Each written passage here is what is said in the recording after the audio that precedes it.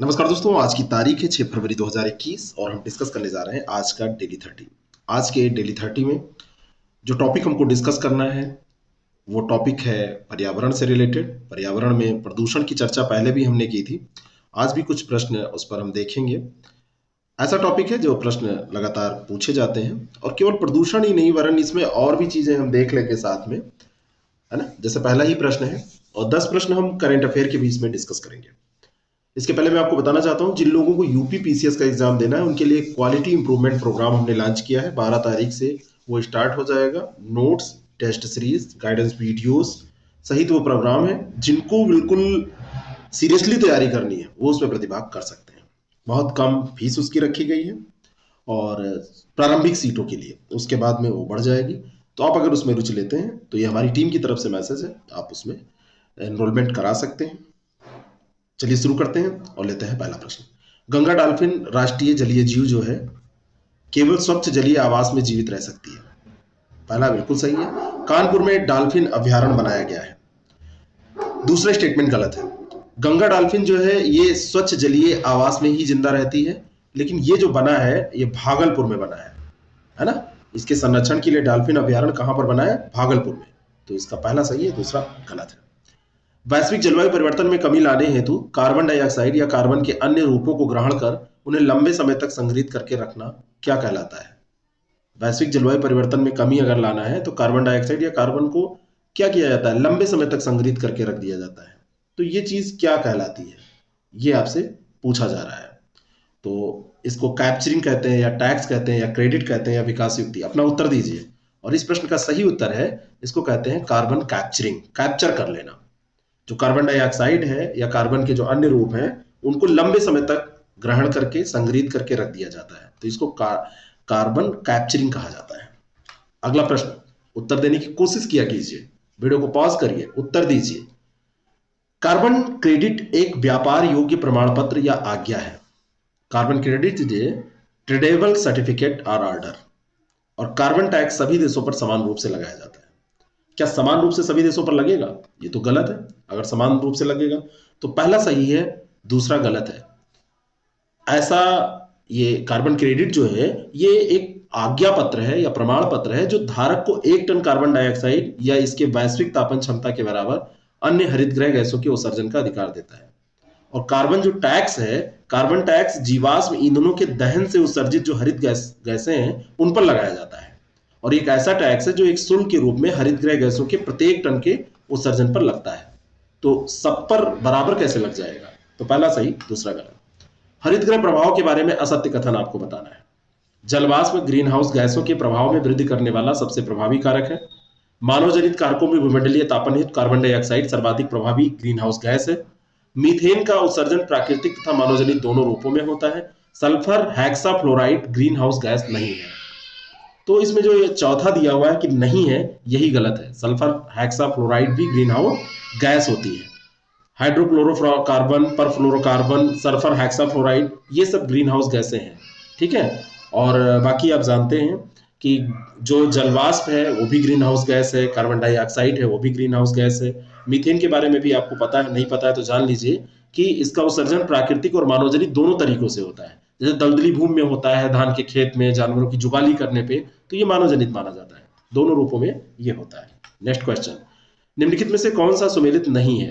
राष्ट्रीय वन नीति 1988, इसके तहत भारत में 33% वन क्षेत्र की प्राप्ति का लक्ष्य रखा गया। दो फैक्ट यहां से तैयार हो रहे हैं, एक तो 1988 और दूसरा 33% का लक्ष्य किसमें रखा गया था।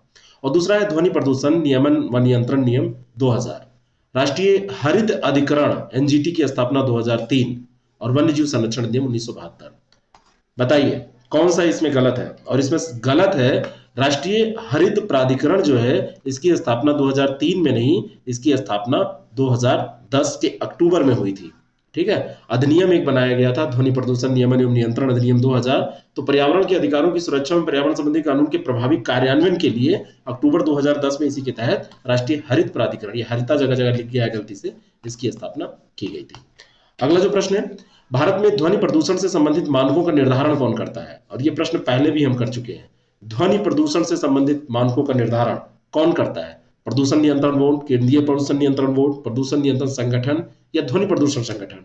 तो इसको करता है केंद्रीय प्रदूषण नियंत्रण बोर्ड। ध्वनि पे मत जाइएगा, ध्वनि है लेकिन उसके लिए अलग कोई बोर्ड नहीं है। केंद्रीय प्रदूषण नियंत्रण जो बोर्ड है सीपीसीबी, वही करता है, ठीक है। और 1974 में इसकी स्थापना की गई थी, सितंबर में। प्रदूषण निवारण एवं नियंत्रण अधिनियम है 1974 का, उसी के तहत की गई थी, ठीक है। तो ये ध्यान रखिएगा। अगला जो प्रश्न है किसका, केंद्रीय प्रदूषण नियंत्रण बोर्ड के बारे में हम बात कर रहे थे। निम्नलिखित कथनों पर विचार करें। जल प्रदूषण की मात्रा बीओडी के माध्यम से मापी जाती है, और जहां बीओडी उच्च होता है वहां डीओ भी उच्च होगा। जल प्रदूषण की मात्रा बीओडी से नापी जाती है, तो बिल्कुल सही है। अब बीओडी और डीओ अगर दोनों आप जानते होंगे तो कर पाएंगे, लेकिन दूसरा यहां पर सही नहीं है। पहला तो सही है, बायोलॉजिकल ऑक्सीजन डिमांड, ये बीओडी होता है, जैविक ऑक्सीजन मांग जो होती है। ऑक्सीजन की वह मात्रा जो जल में कार्बनिक पदार्थों के जैव रासायनिक अपघटन के लिए आवश्यक होती है, उसको क्या कहते हैं हम, बीओडी कहते हैं। और जहां उच्च बीओडी है वहां पर जो डिसॉल्व ऑक्सीजन है, डीओ डिसॉल्व ऑक्सीजन होती है, तो डिसॉल्व ऑक्सीजन वहां पर कम होगी। जहां पर बीओडी उच्च होगी वहां पे डीओ जो है वो कम होगी। तो ये दोनों में इनवर्स रिलेशन होता है, ये ध्यान रखिएगा। अगला जो प्रश्न है, लघु जीवन अवधि वाले पौधों को कहते हैं, क्या कहते हैं? छद्मावरण, इफीमेरल, मरुद्भिद, जलोद्भिद। तो इसको क्या कहते हैं ये आपको बताना है। लघु जीवन अवधि यानी कि जिनका जो शॉर्ट लाइफ स्पैन होता है, छोटे जीवन काल वाले पौधे होते हैं। उत्तर दीजिए, इनको कहते हैं छद्मावरण। छद्म माने कम, लघु जीवन वाले पौधे जो होते हैं एफीमेरल, इनको कहते हैं एफीमेरल कहते हैं, एफीमेरल, एफीमेरल। और कुछ प्राणियों के परिवेश के साथ साथ घुल मिल जाने की क्षमता होती है, जिसे छद्मावरण कहते हैं। जबकि अनुग्रहण, ये कुछ गड़बड़ हो गया है यहाँ पे, उत्तर शायद ये गलत दिया है। लघु जीवन अवधि वाले जो पौधे होते हैं इसको एफीमेरल कहते हैं। ये छद्म वाला, ये छद्म, ये गलत है, ये मैं एक्सट्रीमली सॉरी, मैं गलत इसको बता रहा था। ये छद्म आवरण वाला ये गलत है। छद्म आवरण वो होते हैं जो क्या करते हैं, इनको क्या कहते हैं अंग्रेजी में कैम्पलोग कहते हैं, यानी कि कुछ प्राणियों के प्रवेश के साथ जो घुल मिल जाते हैं, छद्म, छद्मावरण, है ना, ये गलत है, एफीमेरल होगा। इसका आंसर ये गलत टिक हुआ है, क्या हुआ है, आंसर गलत टिक हुआ है। तो इसका एफीमेरल सही आंसर हो जाएगा, जो लघु जीवन अवधि वाले पौधे होते हैं। बाकी जो मरुद्भिद होते हैं वो जो मरुभूमि में होते हैं, और जो जलोद्भिद होते हैं वो जल वाली भूमि में होते हैं। अगला प्रश्न, प्राकृतिक गैस और प्राकृतिक और सांस्कृतिक दृश्य भूमियों का सम्मिलित रूप से जो बृहद स्थलीय और जलीय पारितंत्र को समाहित करता है उसको क्या कहते हैं? यानी कि प्राकृतिक और सांस्कृतिक दृश्य भूमि का सम्मिलित रूप जो बृहद स्थलीय और जलीय दोनों पारितंत्र को समाहित करता है उसको क्या कहते हैं? ऐसा क्षेत्र कौन सा है? तो ऐसे क्षेत्र को कहते हैं जैवमंडलीय आरक्षित क्षेत्र, बायोस्फीयर रिजर्व इनको कहते हैं। प्राकृतिक और सांस्कृतिक दृश्य भूमियों का ये सम्मिलित रूप होता है। यहाँ पर प्राकृतिक दृश्य भूमि मिलेंगी और सांस्कृतिक दृश्य भूमि यहाँ पर मिलेंगी, स्थलीय भी होगा, जलीय भी होगा। तो ये समग्र रूप से ये होता है, व्यापक क्षेत्र होता है, तो जैवमंडलीय आरक्षित क्षेत्र होता है। Sites, the convention of international trade in endangered species of wild fauna and flora को किस अन्य नाम से जाना जाता है? साइट्स को किस अन्य नाम से जाना जाता है ये आपको बताना है। उत्तर दीजिए, और इसका सही उत्तर है, इसको कहते हैं वाशिंगटन कन्वेंशन। किस नाम से कहते हैं, जानते हैं इसको? वाशिंगटन कन्वेंशन के नाम से। और साइट्स 1976 में भारत ने साइन उसमें करके शामिल हुआ था भारत, तो ये सिग्नेचरी है 1976 से, ध्यान रखिएगा। अगला जो प्रश्न है, भारतीय वनस्पति सर्वेक्षण का मुख्यालय कहाँ अवस्थित है? बहुत ही सरल प्रश्न है, जीके का प्रश्न है, इसका उत्तर दीजिए। और ये स्थित है कोलकाता में। कहां पर स्थित है? कोलकाता में। भारतीय वनस्पति सर्वेक्षण, botanical survey of India BSI जो है, इसका भारत सरकार के वन एवं पर्यावरण मंत्रालय के अधीन एक वनस्पति वैज्ञानिक संस्थान है जो पौधों की वर्ग की तथा उनके संरचना का अध्ययन करती है। और इसकी स्थापना 1887 में, जब इंग्लिश गवर्नमेंट थी यहाँ, हमारे यहाँ जब अंग्रेज गवर्नमेंट थी उस समय हुई थी। Next question, Bombay natural history society की स्थापना कब हुई थी? ये भी इंपॉर्टेंट क्वेश्चन है, कई बार पूछा गया है। बॉम्बे नेचुरल हिस्ट्री सोसाइटी की स्थापना, उत्तर दीजिए। और इस प्रश्न का सही उत्तर है 1883। 1883 में जैव विविधता पर पर्यावरण संरक्षण हेतु भारत में सबसे बड़ा गैर सरकारी संगठन का प्रतीक, है ना, तो ये है बॉम्बे नेचुरल हिस्ट्री सोसाइटी। ये जो है इसकी स्थापना 1883 में हुई थी। और इसकी स्थापना भारत की आजादी से पहले, है ना, हो गई थी। यानी कि भारत तो आजाद हुआ है 1947 में, तो ये पहले ही स्थापित हो चुका था। और प्राकृतिक विरासत का संरक्षण करना, जीवों और प्रकृति से जुड़े शोध और बच्चों एवं युवाओं में अपने आसपास के पर्यावरण को लेकर जागरूकता फैलाना, और इसका जो है मुख्य कार्य है। संक्रमित जल से होने वाली बीमारियां कौन सी हैं इनमें से, ये आपको बताना है। कॉमन प्रश्न, बहुत छोटे छोटे प्रश्न, ध्यान दीजिए इन पे। पीलिया, हैजा, टाइफाइड, सब बीमारियां संक्रमित जल से हो सकती हैं। जो इन्फेक्टेड वाटर होगा वो इन सभी बीमारियों को जन्म दे सकता है। तो ये सभी बीमारियां हो सकती हैं। मनुष्य के स्वास्थ्य पर घरेलू मल, जल वायरस, बैक्टीरिया, परजीवी, प्रोटोजोआ, कृमि, ये सब जो होते हैं ये क्या होते हैं, तो मनुष्य के स्वास्थ्य पर ये सब प्रभाव डालते हैं, है ना। और घरेलू जो मल होता है उसमें ये सब पाए जाते हैं।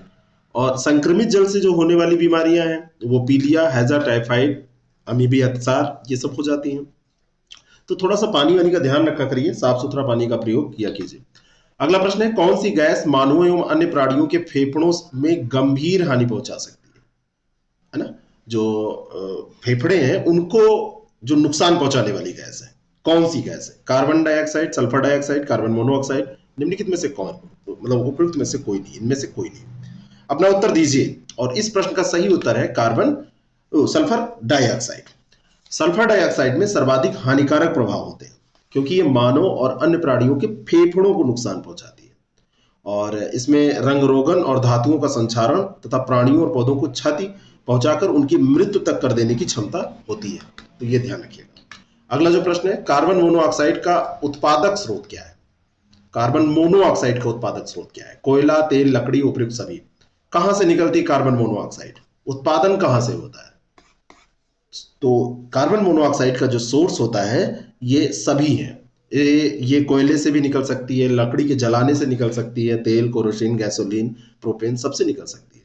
कार्बन मोनोऑक्साइड लोगों के स्वास्थ्य को नुकसान पहुंचाती है। कार्बन मोनोऑक्साइड जहां पर ज्यादा होगी वहां पर आप जब सांस इनहेल करेंगे तो आपको दिक्कत होगी, है ना। और अंदर शरीर में ऑक्सीजन की मात्रा को कम कर देगी। तो अंदर जब जाएगी सांस तो वो सही नहीं रहेगा, आपका स्वास्थ्य सही नहीं रहेगा क्योंकि कार्बन मोनोऑक्साइड अंदर पहुंच चुकी है। अगला प्रश्न है, किस तकनीकी का उपयोग गैसीय प्रदूषकों को नियंत्रित करने में होता है? कौन सी तकनीकी है? दहन, अवशोषण, अधिशोषण, उपयुक्त सभी। गैसीय प्रदूषकों को नियंत्रित करने के लिए कौन सी तकनीकी का प्रयोग होता है? गैसीय जो प्रदूषक है, बताइए, दहन, अवशोषण, अधिशोषण, किसका प्रयोग करते हैं? तो ये सभी टेक्निक का प्रयोग होते हैं किसमें? गैसीय प्रदूषकों को नियंत्रित करने में। दहन, अवशोषण और अधिशोषण ये तकनीकी हैं जिनका प्रयोग इनके नियंत्रण में होता है, ध्यान रखिएगा। अगला जो प्रश्न है, पीएच एक सांख्यिकीय मूल्य है जिससे निम्नलिखित में से क्या मापा जाता है? तो पीएच वैल्यू जो होती है वो क्या होती है? उससे अम्ल या क्षार की तीव्रता नापते हैं। तो इसका सही उत्तर क्या हो जाएगा? बी। आप अपना उत्तर मिलाइए, सही उत्तर ही होगा आपका। पीएच का मान जो होता है वो 0 से 7 के, मतलब आप देखते हैं तो 7 उसमें आधार मान के चलते हैं। 7 से जो कम होगा वो अम्लीय होगा, 7 से जो ज्यादा होगा वो क्षारीय होगा, है ना। तो इस तरीके से आप अम्ल और क्षार जान सकते हैं। अगला जो प्रश्न है, द्वितीय प्रदूषक का सबसे अच्छा उदाहरण कौन सा है? द्वितीयक प्रदूषक जिसको कहते हैं, सेकेंडरी पॉल्यूटेंट जो होता है, तो कौन सा उसका सबसे अच्छा उदाहरण है? हाइड्रोजन सल्फाइड, प्रकाश रासायनिक धूम कोहरा, कार्बन मोनोऑक्साइड, इनमें से कोई नहीं। द्वितीयक का अर्थ तो समझ रहे हैं आप ना? जो प्रकाश रासायनिक कोहरा है ये क्या है? ये द्वितीयक प्रदूषक है। क्या है? द्वितीयक प्रदूषक है। तो ये द्वितीयक वायु प्रदूषक है, समझ रहे हैं? प्रकाश रासायनिक धूम कोहरा। और जहां पे अधिक यातायात होगा, जहां पर यातायात के कारण गर्म परिस्थितियां जहां पर होंगी, तेज सूर्य विकिरण से प्रकाश रासायनिक धूम कोहरा का वहां पर निर्माण होगा। तो ये प्रकाश रासायनिक कोहरा जो है ये द्वितीयक प्रदूषक का उदाहरण है। और इसमें जो है प्रकाश रासायनिक धूम कोहरा खासतौर से ओजोन, पेरोक्सिडाइल नाइट्रेट से बनता है। और कम सूर्य विकिरण वाले क्षेत्रों में या खास मौसम में धूम कोहरा अपूर्ण रूप से बनता है। तो जहां पर उसको मिल जाएगा अपनी आवश्यक चीज वहां पर वो बन जाएगा। भाई इतना ध्यान रखिए, द्वितीयक प्रदूषक है। कौन सी गैस सिगरेट के धुएं में भी उपस्थित रहती है? सिगरेट के धुएं में, सिगरेट जो लोग स्मोकिंग करते हैं तो उसमें भी उपस्थित रहती है। Sulphur dioxide, carbon monoxide, carbon dioxide, इनमें से कोई नहीं, है ना। ये 4 ऑप्शन है, बताइए, सही उत्तर दीजिए। तो कौन सी गैस है जो सिगरेट के धुएं में रहती है? तो इसमें जो कार्बन मोनोऑक्साइड है ये सिगरेट के धुएं में भी पाई जाती है ना। CO से इसको रिप्रेजेंट करते हैं। वायुमंडल में कम समय के लिए रहती है और इसका ऑक्सीकरण CO2 में हो जाता है। तो ये सिगरेट के धुएं में भी ये पाई जाती है। तो स्मोकिंग मत कीजिए अगर आप करते हैं, और अगर नहीं करते हैं तो आगे भी मत कीजिए। वायुमंडलीय प्रदूषकों की सांद्रता निर्भर करती है किस पर? वायुमंडल में उसके भार पर, वायुमंडल में उत्सर्जित कुल द्रव्यमान पर, वायुमंडल में उत्सर्जित कुल संख्या पर, किस पर? बताइए इनमें से कौन सा सही है। तो वायुमंडल में प्रदूषकों की सांद्रता जो निर्भर करती है वायुमंडल में उपस्थित जो उत्सर्जित कुल द्रव्यमान है उस पर। तो द्रव्यमान याद रखिएगा, जो मास है मास पर ये निर्भर करती है। वायु गुणवत्ता का अपघटन एवं प्राकृतिक वायुमंडलीय परिस्थिति से मिलकर वायु प्रदूषण गैस या कणकीय पदार्थ जो रहते हैं, जैसे हवा में तैरता हुआ एरोसेल होता है जो कि ठोस एवं तरल से बना होता है। तो इस तरीके से वायुमंडलीय प्रदूषकों की सांद्रता वायुमंडल में उत्सर्जित जो कुल द्रव्यमान होती है उस पर निर्भर करती है।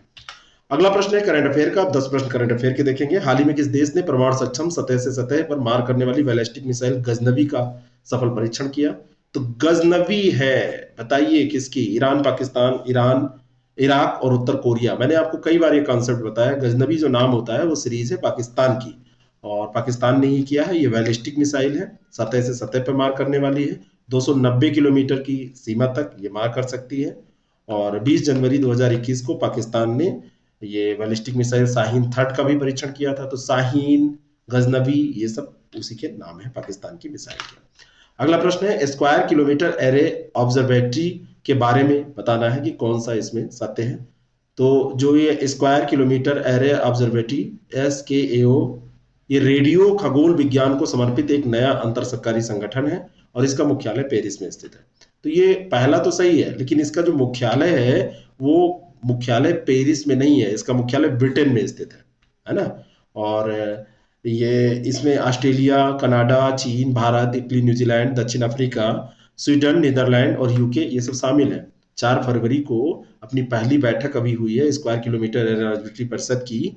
तो इसमें विश्व के सबसे बड़े रेडियो टेलीस्कोप की स्थापना करने को मंजूरी दी गई है, इस कारण से ये चर्चा में आया। 4 फरवरी को ये बैठक हुई है। मुख्यालय ध्यान रखिएगा ब्रिटेन में है। अगला प्रश्न, राष्ट्रीय कृषि बाजार के बारे में कौन सा कथन सत्य नहीं है? तो 3 सही है, 1 गलत है। राष्ट्रीय कृषि बाजार कृषि उपज के लिए एक ऑनलाइन ट्रेडिंग प्लेटफॉर्म है। किसानों, व्यापारियों, खरीदारों की ऑनलाइन ट्रेडिंग में मदद करेगा। किसानों को बेहतर कीमत दिलाना इसका लक्ष्य है। यहाँ पर लिखा है ये उत्तर प्रदेश सरकार की एक पहल है, ये गलत है, सेंट्रल गवर्नमेंट की पहल है। तो डी इसका सही उत्तर हो जाएगा। नेक्स्ट क्वेश्चन, भारतीय मौसम विज्ञान विभाग के अनुसार देश का पहला आंधी तूफान अनुसंधान केंद्र thunder storm research test bed ये कहां पर बनाया जाएगा? IMD ने कहा इसको बनाने का निश्चय किया है, कहां पर बनने जा रहा है? तो इस प्रश्न का सही उत्तर है बालासोर में बनाया जाएगा। बालासोर कहाँ है? उड़ीसा में। और वहां पर यह बनेगा आंधी तूफान अनुसंधान केंद्र। जहां पर ज्यादा आएंगे तो वहीं पर तो बनेगा। तो उड़ीसा अधिकतर तबाही में रहता है। और इसके अलावा यहाँ पर मध्य प्रदेश की राजधानी भोपाल के पास एक प्रथम श्रेणी का मानसून परीक्षण केंद्र विकसित किया जा रहा है। ये सब IMD ने बताया है। वैसे बालासोर में ये आंधी तूफान अनुसंधान केंद्र जो है ये आप ध्यान रखना, मत भूलना। नेक्स्ट क्वेश्चन, अगला जो प्रश्न है, बॉक्सिंग फेडरेशन ऑफ इंडिया के अध्यक्ष के रूप में किसे चुना गया है? BFI का अध्यक्ष किसे बनाया गया है? तो BFI का जो अध्यक्ष है वो अजय सिंह को बनाया गया है। महाराष्ट्र के खेल मंत्री आशीष शेलार को चुनाव में हराने के बाद ये अजय सिंह बन पाए हैं बॉक्सिंग फेडरेशन ऑफ इंडिया के अध्यक्ष। अजय सिंह को 37 वोट मिले हैं, ये वोट आपसे नहीं पूछे जाएंगे। और बाकी उनको जो है वो 27 वोट मिले थे, 10 वोट से जीते। डोमिनिक ओंगवेन, जिसे अंतर्राष्ट्रीय अपराध न्यायालय के ने युद्ध अपराधों के लिए दोषी ठहराया था, किस देश में है? Dominic Ongwen, France, Bahrain, Uganda, Iran, कहां पर है? तो यह है युगांडा में। नीदरलैंड स्थित इंटरनेशनल क्रिमिनल कोर्ट जो ICC है, इसने युगांडा के पूर्व सरगना डोमिनिक ओंगोन को युद्ध अपराध और मानवता के खिलाफ अपराध का दोषी ठहराया है। डोमिनिक ओंगेन ने 2002 से 2004 तक लॉर्ड्स रेजिडेंस आर्मी की एक ब्रिगेड का नेतृत्व किया था। तो ये यहाँ पे प्रश्न किस देश से है, ठीक है ना, किस देश से है? स्थित मतलब ये नाम किसी व्यक्ति का है, ध्यान रखिएगा, है ना, किस देश से है। मैं शायद स्थित बोल गया था क्या? अगर बोल गया हूं तो उसके लिए सॉरी। तो ये जो है 2002 से 2004 तक लॉर्ड्स रेजिडेंट आर्मी की एक ब्रिगेड का नेतृत्व इन्होंने किया था। 70 मामलों में अपराध का आरोप इन पे पाया गया, 61 मामलों में उन्हें दोषी पाया गया। तो इस कारण इनको ये अपराध इन पे घोषित हुआ है, दोषी इनको सिद्ध कर दिया गया। अगला प्रश्न है, दुनिया भर में टीकों को वितरित करने के लिए किस भारतीय कंपनी ने यूनिसेफ के साथ भागीदारी की है? तो दुनिया भर में टीकों को वितरित करने के लिए कौन सी भारतीय कंपनी है जिसने यूनिसेफ के साथ भागीदारी की, बताइए। और इस प्रश्न का सही उत्तर है सीरम इंस्टीट्यूट ऑफ इंडिया, है ना। और ये जो समझौता है यूनिसेफ को लगभग 100 देशों को वितरित करने के लिए एस्ट्राजेनेका, ऑक्सफोर्ड और नोवावैक्स टीकों की 1.1 बिलियन खुराक तक पहुंच प्राप्त होगी, है ना। और ये सीरम इंस्टीट्यूट करेगा, बड़ा काम कर रहा है। अगला जो प्रश्न है, कपिला कार्यक्रम जो हाल ही में खबरों में था किस क्षेत्र से जुड़ा है? कार्यक्रम का नाम है कपिला, आपसे पूछा जा रहा है किस क्षेत्र से जुड़ा है। ये जो क्षेत्र है वो है बौद्धिक संपदा अधिकार। कपिला पशु आहार, मत याद कीजिएगा कि कपिला पशु आहार वो जानवरों से जुड़ा हुआ है।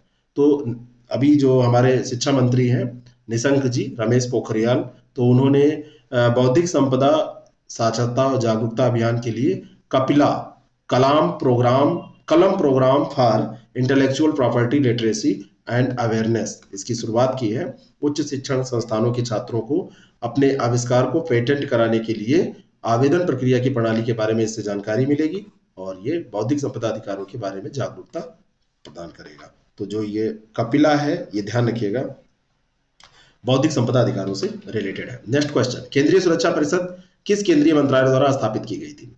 केंद्रीय सुरक्षा परिषद, इसकी स्थापना किस मंत्रालय के द्वारा की गई है? उत्तर दीजिए फटाफट। और इस प्रश्न का सही उत्तर है श्रम मंत्रालय। राष्ट्रीय सुरक्षा परिषद, नेशनल सेफ्टी काउंसिल की स्थापना 1966 में श्रम मंत्रालय द्वारा राष्ट्रीय स्तर पर सुरक्षा, स्वास्थ्य और पर्यावरण के लिए गैर लाभकारी निकाय के रूप में की गई थी। कब की गई थी? 1966 में। राष्ट्रीय सुरक्षा परिषद की, ये केंद्रीय सुरक्षा परिषद है और ये राष्ट्रीय सुरक्षा परिषद यहाँ पर क्यों लिखा है ना। ये राष्ट्रीय सुरक्षा परिषद, यहाँ पर केंद्रीय सुरक्षा परिषद, ठीक है कोई बात नहीं। और इसका उद्देश्य राष्ट्रीय स्तर पर सुरक्षा और स्वास्थ्य और पर्यावरण के स्वैच्छिक आंदोलन के रूप में सृजन, विकसित करना और बनाए रखना है। और इसका मुख्यालय नई मुंबई, महाराष्ट्र में, ठीक है। अगला जो प्रश्न है, भारत ने हाल ही में नवीकरणीय ऊर्जा के क्षेत्र में संयुक्त कार्य समूह की पहली बैठक में किस देश के साथ भाग लिया? नवीकरणीय ऊर्जा के क्षेत्र में संयुक्त कार्य समूह की पहली बैठक में किस देश के साथ भारत ने भाग लिया? तो नवीकरणीय ऊर्जा क्षेत्र में संयुक्त बैठक हुई है और ये भाग लिया है भारत ने बहरीन के साथ में। 4 फरवरी को वर्चुअल फॉर्मेट में नवीकरणीय ऊर्जा के क्षेत्र में संयुक्त कार्य समूह ज्वाइंट वर्किंग ग्रुप की पहली बैठक आयोजित की गई है, ठीक है। और इसका नेतृत्व सस्टेनेबल एनर्जी अथॉरिटी के अध्यक्ष अब्दुल हुसैन बिन अली मिर्जा ने किया, जबकि भारतीय प्रतिनिधित्व का जो नेतृत्व है वो हमारे संयुक्त सचिव हैं ऊर्जा मंत्रालय के दिनेश दयानंद जगदाले, उन्होंने किया। तो बहरीन की तरफ से अब्दुल हुसैन बिन अली मिर्जा और यहाँ दिनेश दयानंद जगदाले, वो भी बड़े नाम वाले, ये भी बड़े नाम वाले। भारत और बहरीन ने जुलाई 2018 में नवीकरणीय ऊर्जा के क्षेत्र में द्विपक्षीय सहयोग को बढ़ावा देने के लिए एक समझौते पर साइन किया था, ठीक है। तो ये डेली 30 रहा आज का, कैसा लगा जरूर बताएं। आप कोई भी एग्जाम दे रहे हैं तो आप इसका लाभ उठा सकते हैं। बाकी आपको अगर यूपी पीसीएस की टेस्ट सीरीज प्राप्त करनी है या आप उस कोर्स से जुड़ना चाहते हैं QIP प्रोग्राम से, तो 6307281212 पर व्हाट्सएप कीजिए 6307281212। Thank you.